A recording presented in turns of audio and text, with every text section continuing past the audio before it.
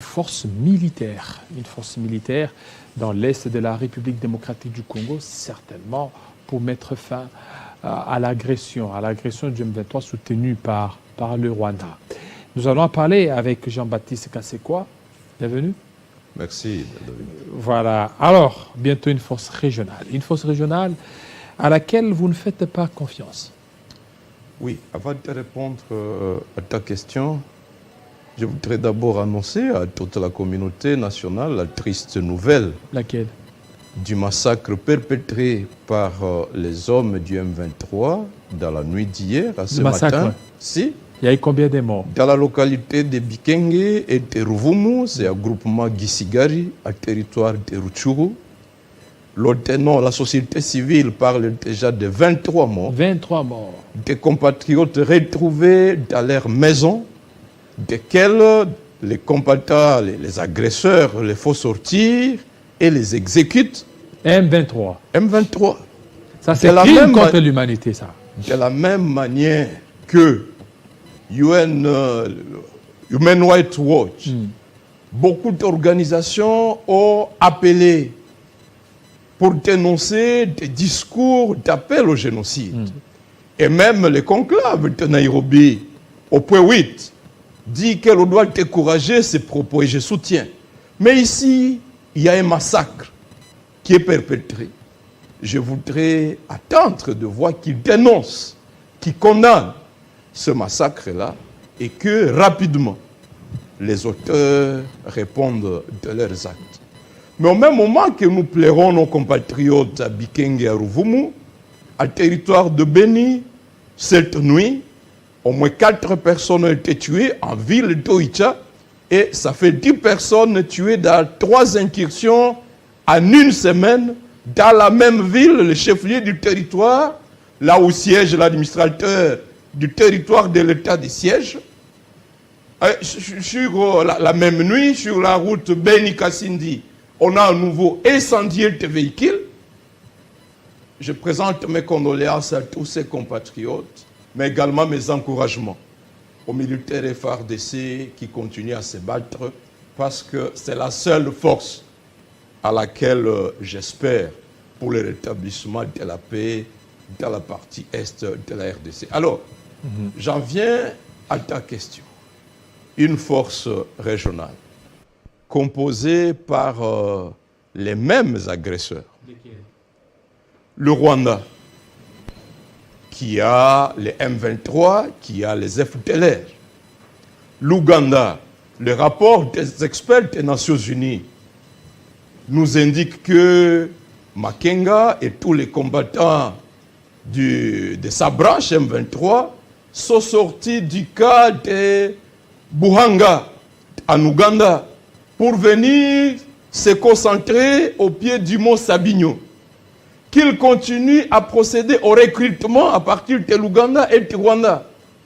Et aujourd'hui, l'Ouganda vient comme une force régionale pour traquer le même M23 qu'il est en train d'entretenir. Alors, il n'y a pas que ces 2 pays.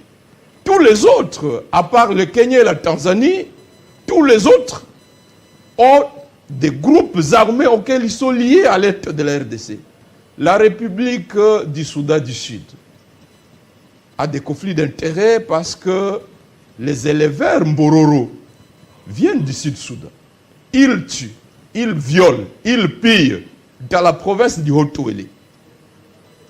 Pourquoi, pendant tout ce temps, la République du Sud-Soudan n'avait jamais proposé une initiative pour ramener ses compatriotes Mbororo sur son territoire? Le Burundi, il a des liens avec les groupes armés dans les hauts plateaux de Fizi, de Minembwe, les Red Tabara, les FNL, les Frotebou et beaucoup d'autres groupes. Et au même moment, le Burundi avait déjà signé des accords officieux avec le pouvoir à place dans notre pays pour que ces troupes interviennent. Est-ce que la force régionale va agir comme une force parallèle à toutes ces forces-là qui sont sur le terrain? Et même les 2 autres dont j'ai dit qu'ils seraient politiquement neutres. La Tanzanie a ses contingents au sein de la brigade spéciale de la MONUSCO depuis 2013. Quel est le résultat aujourd'hui? Je ne le néglige pas, mais 2013 à ce jour, ça fait 9 ans. Oui, mais quand même, la Tanzanie Le Kenya fait un a bon... ses troupes depuis 2020. Qu'est-ce que la communauté de l'Afrique de l'Est veut nous apporter de spécial? Non. J'estime que nous devons être vigilants. Est-ce que ce n'est pas parce que le Rwanda et l'Ouganda ont été découverts comme des imposteurs dans l'agression de M23, dans la chute de Bunagana, qu'ils décident de se cacher sous la couverture d'une force régionale de la communauté d'Afrique de l'Est? Ils passent la balle au président Kenya parce qu'ils estiment que contre eux, l'opinion publique congolaise est déjà debout. Et le commandement, ça sera qui va piloter ça? Il parle du chef d'état-major du Kenya. Kenya, qui aurait présidé la réunion du 19. Mais, comme je venais de le dire, tout ce pays-là ont des conflits d'intérêts En vis-à-vis RDC. de la RDC. Sont des pays qui ont toujours cru que leur prospérité dépend du maintien de l'instabilité à l'Est. Nous ne pouvons pas être naïfs et penser que c'est le sorcier qui, du jour au lendemain, Alors, c'est quoi la va se solution? transformer. Vous ne voulez pas de l'état des sièges. Vous ne voulez pas de l'intervention de cette force régionale. Mais là, jusque-là, sur terrain, quand bien même il y a certainement des avancées significatives, mais il faut certainement un renforcement des autres nations pour mettre hors d'état de nuire les forces de l'ennemi. Je t'avais dit, aucun de ce pays ne veut notre prospérité. Aucun. Aucun. Ne nous faisons pas d'illusions. La solution réside dans notre prise de conscience que tant que nous n'aurons pas reconstitué les FARDC, investi suffisamment de moyens dans la formation, dans la discipline, dans l'équipement, avec toutes ces ressources, ces richesses dont dispose notre pays, eh bien personne ne nous laissera en paix. Voyez-vous aujourd'hui, derrière cette agression Rwanda-Ouganda, mais il y a des multinationales. Savez-vous quel Total, par exemple, au Mozambique, a fait recours aux troupes rwandaises qui assurent sa sécurité là-bas? Savez-vous quel Total a signé un contrat d'exploitation du pétrole du bloc albertain, n'est-ce pas, du côté ougandais, de plus de 10 milliards de dollars. 10 milliards. 10 milliards de dollars. Et ils ont besoin, il faut mener des enquêtes si derrière le fameux processus de dialogue de Nairobi, si la main de Total n'est pas là. Ils veulent simplement nouer à nouveau des alliances avec ce pays qu'ils estiment être à même de les sécuriser. Ils croient à la capacité de leurs armées pour exploiter le marché de l'Est, pour exploiter nos richesses. Par contre, si nous reconstituons la montée en puissance de notre armée, même tous ces investisseurs internationaux, quelqu'un qui voudrait venir placer ses 20 milliards en RDC, il aura confiance que nous avons une armée capable de sécuriser ces investissements, capable de les protéger contre les groupes armés, plutôt que d'aller chercher des États mercenaires qui se servent de ces accords pour maintenir la partie est de la RDC dans une instabilité chronique, la transformer en poudrière. Il est temps que nous puissions nous lever et accorder la priorité des priorités à la refondation de notre propre armée. Voilà, refondation de notre propre armée. Et vous êtes là. Tout à l'heure, vous avez évoqué une liste certainement des massacres qui ont été enregistrés au niveau des Béni, au niveau des Bikenge, des Rouvoumou. Mais vous ne voyez pas qu'il y a la nécessité de continuer avec l'état des sièges que vous êtes en train de refuser chaque jour? Non, l'état des sièges est une cacophonie inutile. Je l'ai toujours dit. Feu Baouma et Mamadou ont mis en déroute la coalition Rwanda-Ouganda sous le M23 en 2013 sans état de siège. Par contre, aujourd'hui, il y a une cacophonie sur le terrain. On ne sait pas qui commande. Commandant zone de défense, il est sur le terrain. gouverneur militaire sur le terrain, commandant secteur opérationnel Sokola 2, plusieurs commandants des forces conjointes UPDF, FARDC, commandants région militaire, s'il vous plaît. Est-ce que, de la même manière qu'on veut nous amener cette fameuse force régionale, l'expérience de l'opération Barkhane, n'est-ce pas, au Mali, c'est que ces États-là viennent avec un agenda prédéfini. Ils laissent émerger un groupe armé privilégié et on impose au gouvernement de dialoguer, de signer des accords inacceptables avec ces gouvernements, avec ces groupes armés. Est-ce que même l'état de siège n'avait pas pour but de mettre de côté les institutions politiques provinciales, de mettre de côté, museler la société civile, les mouvements citoyens, de manière à exécuter des accords? Parce que finalement, nous avons de plus en plus d'informations sur les contenus des fameux accords de Kigali de 2019. Ah bon, vous avez? Et ces accords sont inacceptables. Vous avez ces contenus? Ah oui. Oui, ça dit quoi ces accords? Parce que, en réaction à la prise de décision du Conseil supérieur de la défense, l'M23 a craqué et a dévoilé ce qu'ils avaient déjà convenu avec le délégué de la présidente de la République en 2019.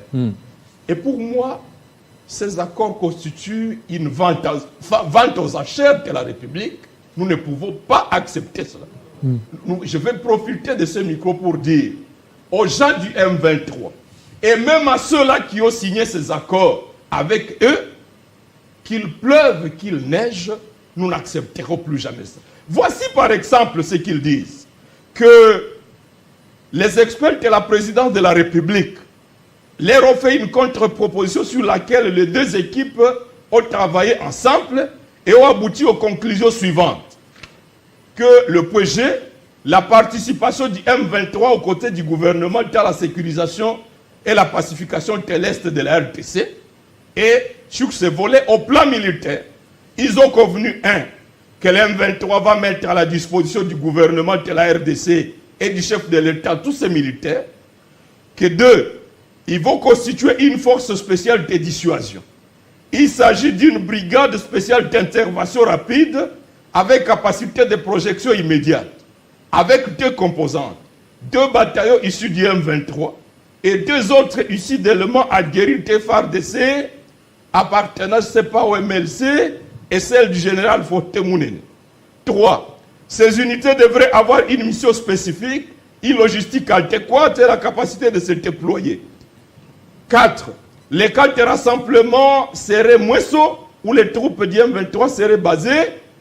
5. Afin d'éviter toute interférence dans la chaîne de commandement classique et se rassurer de bons résultats, ces unités spéciales devraient répondre uniquement aux ordres du commandant suprême des armées. Il faut que le gouvernement Samalukone nous dise si oui ou non tels sont les accords qu'ils ont conclus. Parce que le Congo n'est pas à vendre. Le Congo n'est pas une plantation qu'un individu aurait hérité de son père pour la vente aux enchères. C'est ce qui fait que les M23 sont en train de s'agiter là, par rapport à ces accords. Il s'agit de la même manière qu'en 2006, décembre, à Kigali, il y a été signé des accords de mixage. En décembre 2008, à Kigali, il y a été signé les fameux accords qui ont conduit à l'opération Umoja Wetu, l'entrée des troupes rwandaises sur le sol congolais en 2009.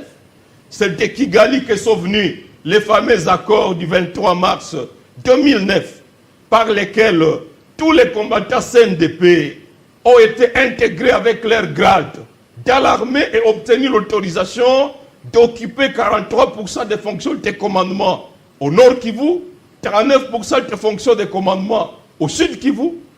Aujourd'hui, c'est de Kigali que viennent à nouveau les mêmes accords.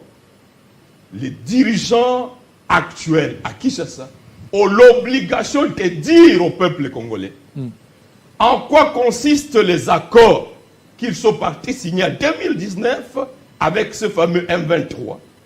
Et peu importe le contenu de ces accords, si tels sont ces accords-là, nous ne les accepterons jamais. Parce que la lettre du coordonnateur du mécanisme de suivi de l'accord 4 d'Addis Abeba, Jacques-Claude Ibalanki, nous dit qu'effectivement, qu'en date du 28 octobre 2019, une délégation de la RTC avec les leaders de l'ex-M23, sous la facilitation de celui qui nous agresse aujourd'hui, le Rwanda, qu'ils ont signé une feuille de route prévoyant l'octroi de l'amnistie, l'intégration militaire et politique des ex-M23.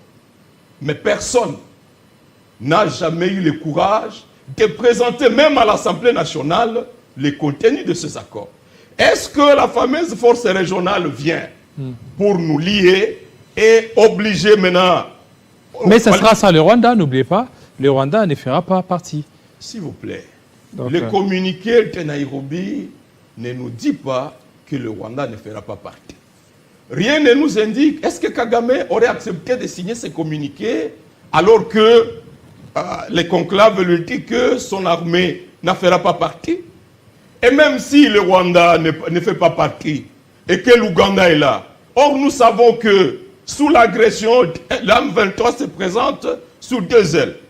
L'aile Makenga, montée par l'Ouganda, et l'aile Ruiniga, montée par le Rwanda. Et les deux sont ensemble. Si, stratégiquement, le Rwanda estime que de la même manière que les Congolais ont protesté à Goma contre le projet de déploiement de l'unité de sa police, le Rwanda peut décider de se cacher derrière l'Ouganda, de se cacher même les troupes derrière les troupes tanzaniennes. Qui le saura? Parce qu'en 2009, sous l'opération Mojawetu, le Rwanda a fait un théâtre pour montrer que ses troupes regagnaient le Rwanda. Mais 4 ans plus tard, en 2012, au mois d'août, nous avons vu tout un bataillon rwandais sortir par Kibumba, Teruchuru. Donc nous ne pouvons pas être naïfs pour penser que le Rwanda ne sera pas là. Non. Et puis, nous avons déjà assez de force à l'est de la RDC. Nous avons la MONUSCO, dont la population réclame le départ et nous ne savons pas obtenir le départ de la MONUSCO. Nous avons l'état de siège qui a été instauré pour 30 jours. Aujourd'hui, ça fait maintenant 14e mois. Ces forces-là viennent pour combien de temps? Elles vont s'ajouter aux forces de la MONUSCO, aux forces armées de la RDC, ils vont s'ajouter aux troupes ougandaises qui sont là, ils vont s'ajouter aux plus de 120 groupes armés. Et parmi ces groupes, comme je l'ai dit, nous avons des groupes qui tirent leurs origines de ces pays spécifiques. Comment nous allons contrôler la circulation des armes? Ces militaires kenyans qui ont toujours eu envie d'accéder à l'or au coltan du Congo, est-ce qu'ils viennent pour un travail d'évangélisation? Qui va contrôler la circulation des armes? On veut transformer l'Est de la RTC en poudrière. Et puis, quel est le sentiment que le militaire congolais aura si chaque fois on doit recourir aux forces étrangères alors que c'est ce militaire congolais qui nuit et jour est en train de verser son sang pour défendre l'intégrité? Donc je pense qu'il est plus que temps que nous comprenions que la priorité des priorités consiste à refonder notre armée. Il est établi qu'après le tâtonnement dans l'exercice du pouvoir par le régime en place, il est établi qu'ils ont échoué sur ce plan-là. Il est important aujourd'hui que toute la nation se ressaisisse, se réunisse pour dire est-ce qu'on accepte que le Kivu, que l'Est de la RTC soit mise à vente aux enchères, que ces gens-là viennent pour imposer un dialogue, pour signer à côté M23 ce qu'ils ont convenu en 2013, c'est inacceptable et j'invite Félix et tous ceux qui ont signé ces accords à prendre le courage de demander pardon à la nation, de présenter les contenus à la nation et par une forte mobilisation nationale, nous allons mettre ces gens à l'échec de la même manière que nous l'avons fait en 2013. Jean-Baptiste Kassekwa. Tout de suite, on va parler toujours de soutien au FRDC avec Médard Kankolongo.